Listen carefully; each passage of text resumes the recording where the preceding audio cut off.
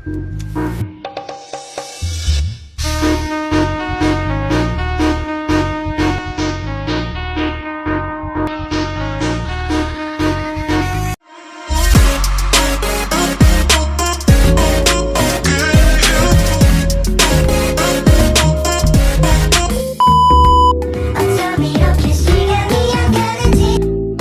Islam di Spanyol dimulai pada masa Khalifah Al-Walid dari Bani Umayyah pada abad ke-8.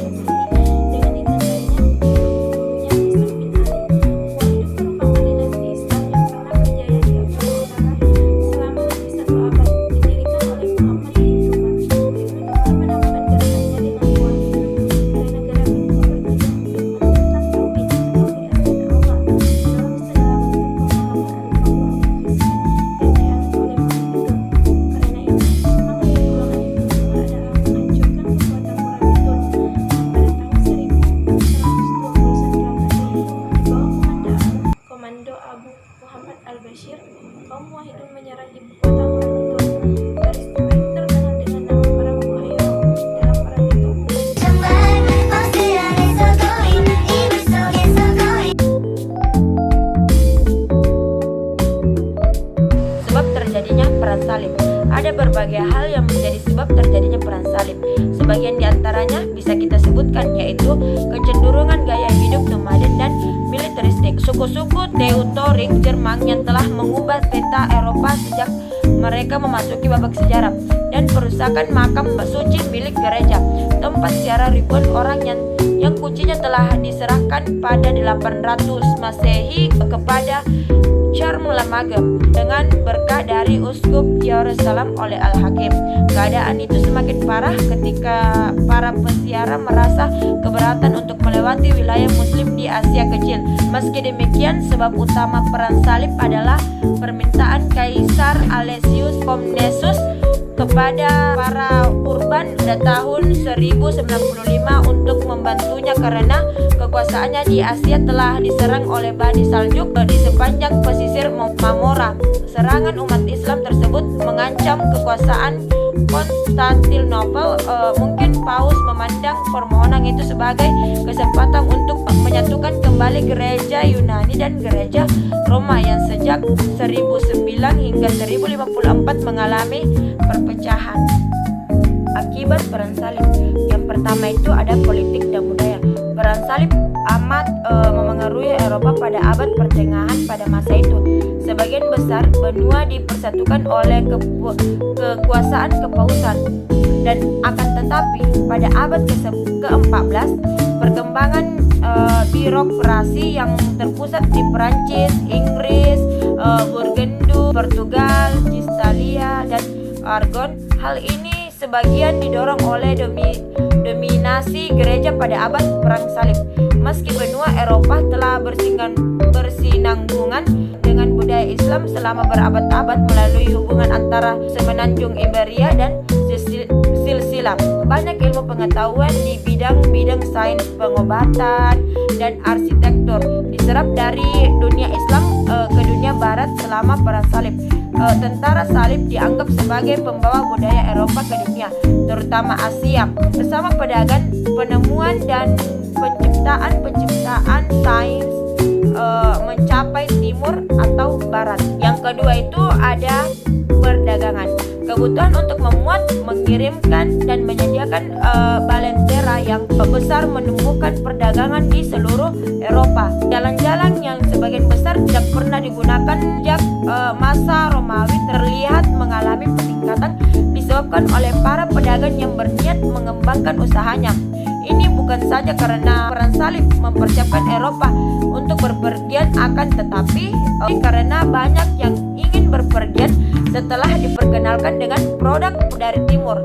Hal ini juga membantu pada masa awal Renaissance di Italia, karena banyak negara-negara di Italia yang sejak awal memiliki hubungan perdagangan yang penting dan menguntungkan negara salib, baik di Tanah Suci maupun kemudian di daerah Byzantium. Sejarah berdirinya dinasti Mamluk.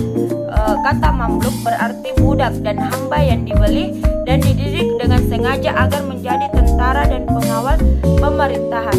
Sebagian Mamluk berasal dari Mesir, dari golongan hamba yang dimiliki oleh para sultan dan amir pada Kesultanan Bani Ayub. Para Mamluk dinasti Ayyubiyah berasal dari Asia Kecil, Persia.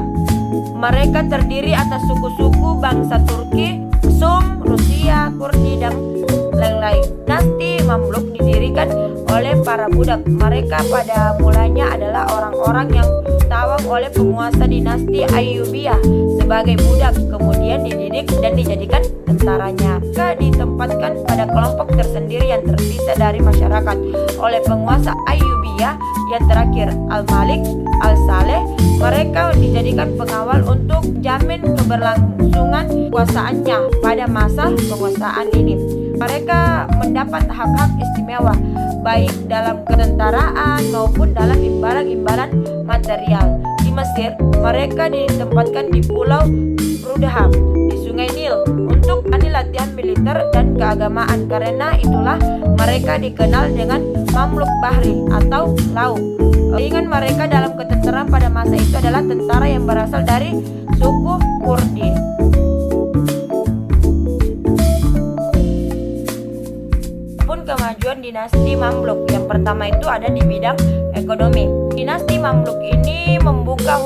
dagang Prancis dan Italia melalui peluasan jalur perdagangan yang sudah dirintis oleh dinasti Fatimiyah di Mesir sebelumnya. Jatuhnya Baghdad membuat Kairo sebagai jalur perdagangan antara Asia dan Eropa. Jadi penting karena Kairo menghubungkan jalur perdagangan Laut Merah, Laut Tengah dengan Eropa. Di samping itu hasil pertanian juga hasil meningkat. Keberhasilan dari di bidang ekonomi ini didukung oleh pembangunan jaringan transportasi dan komunikasi antar kota, baik laut maupun darat. Tangguhan angkatan laut memalik sangat membantu perkembangan perekonomian. Yang kedua ada di bidang ilmu pengetahuan. Mesir menjadi tempat pelarian ilmuwan asal Baghdad dari serangan tentara Mongol. Karena itu ilmu-ilmu banyak berkembang di Mesir seperti sejarah, kedokteran, astronom, matematika, dan ilmu agama. Dinasti Utsmaniyah berdiri sejak Utsman berhasil merebut kekuasaan pada tahun 1300 Masehi. Dinasti ini berkuasa hingga 6 abad, hingga sultan yang terakhir yakni Wahid ad-Din pada tahun 1918 sampai dengan 1922. Pada bidang politik dan militer, Turki Utsmaniyah mengalami masa kejayaannya pada masa pemerintahan Sulaiman Al-Qanuni pada tahun 1530 sampai dengan 1566 Masehi. Pada masa ini, wilayah kekuasaan membentang dari Budapest hingga ke Baghdad. Pada masa kejayaannya, di dalam tubuh militer tersebut, pasukan militer bernama Janissarin yang merupakan pasukan militer yang beranggotakan anak-anak Kristen yang mendapatkan pendidikan militer. Dalam sistem pemerintahan dinasti Turki Utsmani, Sultan memegang kekuasaan tertinggi dengan menggunakan berbagai macam gelar. Gelar khalifah baru dipakai sejak pemerintahan Murad I tahun 1359 sampai 1389 Masehi. Untuk menjalankan pemerintahan ini, Sultan dibantu oleh seseorang Perdana Menteri yang lazim. Perdana Menteri yang lazim disebut dengan Shahar al-Azham. Perdana Menteri inilah yang kemudian berusaha dengan gubernur di setiap wilayahnya. Beberapa penaklukan terjadi pada masa dinasti Turki Utsmaniyah, seperti penaklukan Konstantinopel pada masa pemerintahan Muhammad II yang bergerak dengan Sultan Al-Fatih. Penaklukan Konstantinopel ini berpengaruh kepada beberapa penaklukan setelahnya, yakni pada masa pemerintahan Sulaiman Al-Qanuni yang berhasil menaklukkan Irak, Belgrado, Rhodes, Tunis, Budapest, dan Yaman. Dalam bidang seni arsitektur dan pendidikan, pada dasarnya Turki adalah sebuah bangsa yang berdarah militer. Awalnya mendiami daerah Mongol dan daerah utara negeri Cina. Pasca penyerangan bangsa Mongol,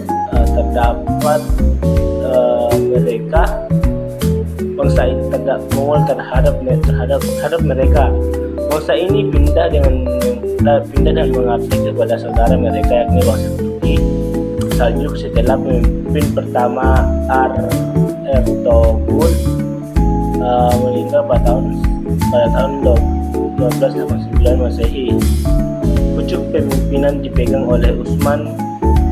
Dialah yang dianggap sebagai pendiri kerajaan Utsmani. Nah, fokus fasilitas dinasti ini adalah pada bidang kemiliteran, sehingga bidang ilmu pengetahuan tidak begitu mendapat perhatian. Sedangkan di dalam dunia seni arsitektur, Turki memiliki gaya tersendiri yang disebut gaya style Utsmani. Corak ini muncul saat Turki mengalahkan Bizantium, dan dipertemukan dua seni arsitektur ini melahirkan gaya baru. Era Sultan Sulaiman, daulah ini memiliki salah satu lagi masjid dan indah. dan mega yang dibangun oleh Sultan Sulaiman, yakni Masjid Sulaiman. Nah, di dalam bidang ekonomi pada umumnya daerah-daerah yang dikuasai oleh dinasti Turki sebagai daerah-daerah yang mempunyai kekayaan alam seperti Mesir, Suriaan, Turkiya dan berbagai lainnya. Nah, di dalam bidang keagamaan, dinasti Turki Utsmani hampir tidak terdapat ulama yang mempunyai pemikiran orisinal, karena pada umumnya para ulama hanya mengkaji literatur karya ulama sebelumnya dan menulis keterangan atau komentar terhadap karya-karya tersebut yang lazim dikenal dengan hasiyah atau syarah. Nah, berikutnya saya akan membahas mengenai dinasti Mughal. Nah, berdirinya dinasti Mughal yaitu pada tahun dinasti Mughal pada tahun 1256 sampai 1896 Masehi merupakan kekuasaan Islam terbesar pada anak benua India yang didirikan oleh Zainuddin Babur, salah satu dari cucu Timur Leng. Dia berambisi bertekad untuk menaklukkan Samarkand yang menjadi kota benteng di Asia Tengah pada masa itu. Dengan bantuan dari Raja Safawi Ismail I, akhirnya ia berhasil menaklukkan Samarkand tahun 1492 Masehi, dan pada tahun 1504 Masehi Babur menduduki Kabul, ibu kota Afghanistan. Setelah Kabul dapat ditaklukkan, Babur meneruskan ekspansinya ke India yang saat itu diperintah Ibrahim Lodi yang sedang mengalami masa krisis, sehingga stabilitas pemerintahan kacau. Dalamkan paman dari Ibrahim Lodi bersama-sama Daulat Khan atau Gubernur Lahore mengirim utusan ke Kabul. Ia meminta bantuan Babur untuk menjatuhkan pemerintahan Ibrahim Lodi di Delhi. Pertemuan itu langsung diterimanya pada tahun 1525 Masehi. Babur berhasil menguasai Punjab dengan ibu kotanya Lahore. Setelah itu ia memimpin tentara menuju Delhi.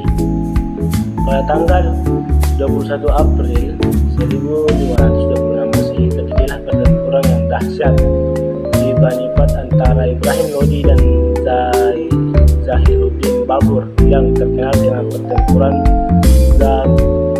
Panipat I.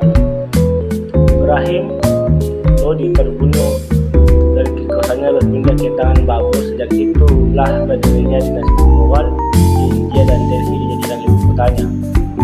Perkembangan dinasti Mughal menyebabkan bersatunya raja-raja Hindu Rajput seperti Rana Sanga di seluruh India dan menyusun angkatan perang yang besar untuk menyerang Babur. Namun gabungan pasukan India dapat dikalahkan Babur. Sementara di Afghanistan masih ada golongan yang setia kepada keluarga Lodi.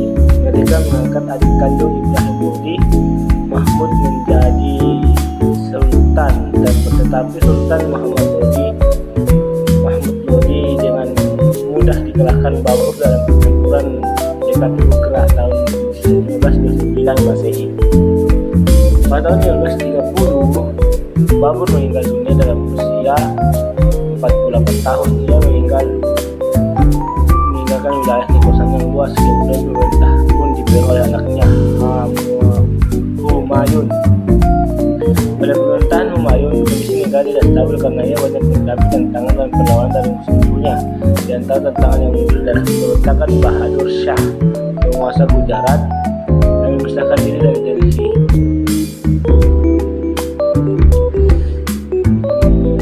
Pada tahun 1940 menjadi pertempuran dan Sher Khan di Kanauj. Dalam pertempuran ini Humayun kalah dan melarikan diri ke Kandahar dan kemudian ke Persia. Di pengasingan ini dia menyusun kekuatannya dan disinilah dia mengenal tradisi Syiah. Dan pada saat itu Persia dipimpin oleh penguasa Safawiyah dan yang bernama Tahmasp. Setelah setelah 5 tahun menyusun kekuatan dan mengasingkan di Persia, ia kembali menyerang sukunya dengan bantuan Raja Persia. Di sini Humayun dapat mengenakan seragam setelah 15 tahun perjalanan dengan kaki. Dia kembali ke India menduduki tahta kerajaan Mughal pada tahun 1505 Masehi. Pada tahun 1556 Masehi, Humayun meninggal dunia dan digantikan oleh anaknya Akbar Khan. Akbar Khan pada tahun 1556. Baik, kita lanjut, yaitu masuknya Islam di Indonesia. Menurut buku sejarah Indonesia Pribumi Islam oleh Ibu Sidik dan kawan-kawan, itu sejarah catat sejak awal Masehi, pedagang-pedagang di India dan Cina memiliki hubungan dagang dengan Indonesia, dengan penduduk Indonesia. Meski terdapat beberapa teori yaitu mengenai kedatangan agama Islam di Indonesia. Banyak ahli yang mempercayai atau kepercayaan para ahli bahwa masuknya Islam di Indonesia itu terdapat pada abad ke-7 berdasarkan berita Cina pada zaman dinasti Tang.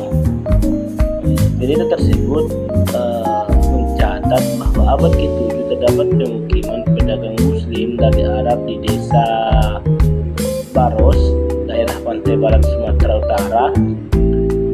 Sementara sejarah masuknya pada abad ke-13 Masehi lebih menunjuk pada perkembangan Islam bersamaan dengan tumbuhnya kerajaan-kerajaan Islam di Indonesia.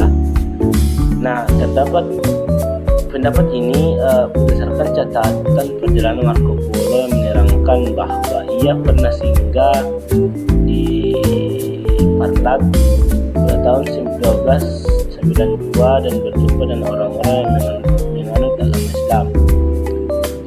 Adapun bukti yang turut memperkuat pendapat ini adalah ditemukannya nisan makam Raja Samudra Pasai, yaitu Sultan Malik Al-Saleh yang berangka tahun 1297.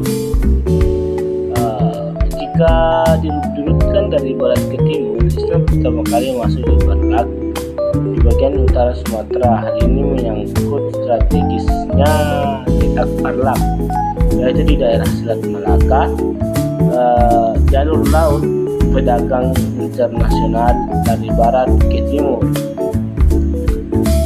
Jadi Islam di Jawa masuk melalui pesisir pulau utara Jawa, ditandai dengan ditemukannya makam Fatimah binti Muaimun bin Habib Hibatullah yang wafat pada tahun 1475 Hijriah atau 10.082 Masehi di desa Laren, Kecamatan Mayar, Gresik. Kemudian di Kalimantan, Islam masuk melalui Pontianak yang disiarkan oleh bangsawan Arab bernama Sultan Syarif Abdurrahman pada abad ke-18 di hulu Sungai Pawan di Ketapang. Kalimantan Barat ditemukan pemakaman Islam kuno. Angka tahunnya terdapat pada nisan, yaitu 1430 Saka atau 1418 Masehi. Di Kalimantan Timur, Islam masuk melalui kerajaan Kuta yang dibawa oleh dua orang penyiar agama dari Minangkabau yang bernama Tuan Haji Bandang dan Tuan Haji Tunggang Parangan. Di Kalimantan Selatan, Islam masuk melalui kerajaan Banjar yang disiarkan oleh Dayan, seorang khatib ahli khutbah dari Demak. Di Kalimantan Tengah, bukti kedatangan Islam ditemukan pada Masjid Ki Gede di Kota Waringin yang bertuliskan angka tahun 1434 Hijriah 1434 Masehi. Sedangkan di Sulawesi, ia masuk melalui raja dan masyarakat Kuatalo hal masuknya Islam ke Sulawesi ini tercatat pada Tara Bilang.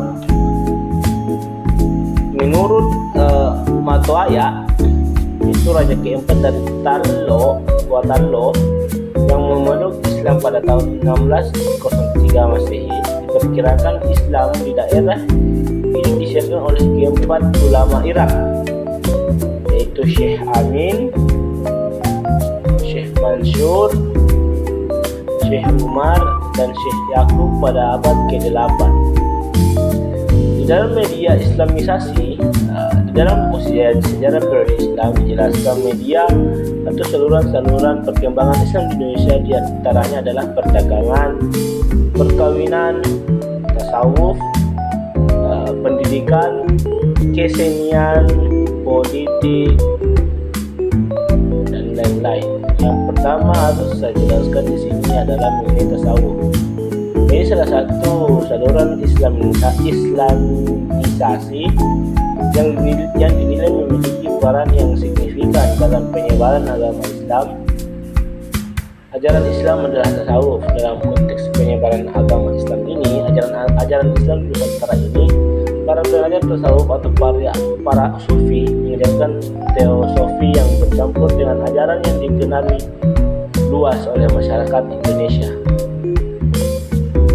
Adapun para wali dan ulama, yaitu salah satu cara penyebaran agama Islam adalah dengan cara mendakwah. Ada juga para mubatik yang datang bersama pedagang dengan misi agamanya penyebaran agama Islam melalui dakwah. Ini berjalan dengan cara para ulama mendatangi masyarakat objek dakwah dengan menggunakan pendekatan sosial budaya. Pola ini memakai bentuk akulturasi yang menggunakan jenis budaya setempat yang dihadiri dengan ajaran Islam di dalamnya. Di samping itu, para ulama mendirikan pesantren-pesantren sebagai sarana pendidikan Islam.